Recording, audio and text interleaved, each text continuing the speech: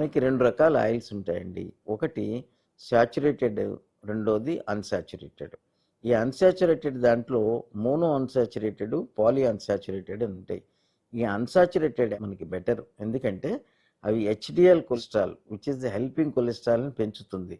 LDL cholesterol bad కొలెస్ట్రాల్‌ని తగ్గిస్తుందన్నమాట.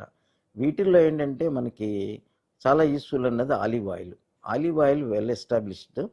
అట్లాగే మనకి కెనోలా ఆయిల్ ఒకటి చాలా అవకాడో ఆయిల్ కొంచెం కాస్ట్లీ అనిపించినా కూడా ఈ ఆయిల్స్లో ఏంటంటే నాట్ ఓన్లీ ఎల్డిఎల్ కొలెస్ట్రాల్ని తగ్గించడమే కాకుండా యాంటీ ఆక్సిడెంట్ ప్రాపర్టీస్ కూడా ఉంటాయి.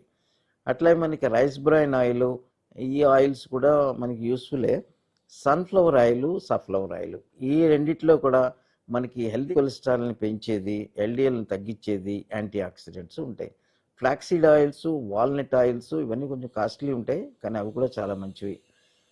ఆయిల్స్లో ఎక్కువ సాచురేటెడ్ ఫ్యాట్స్ ఉండే ఆయిల్స్ కొన్ని ఉన్నాయి. ఇవి మనకేంటంటే హెచ్డిఎల్ కొలెస్ట్రాల్ని తగ్గించి ఎల్డిఎల్ కొలెస్ట్రాల్ని పెంచి ఈ ప్రాపర్టీస్ ఉంటాయి. అందుకని ఏంటంటే వీటిల్లో పామ్ ఆయిల్ ఒకటి, తర్వాత ఏమో మనకి బటరు, తర్వాత కోకోనట్ ఆయిల్, డాల్డా, ఇవి అవాయిడ్ చేయాలండి.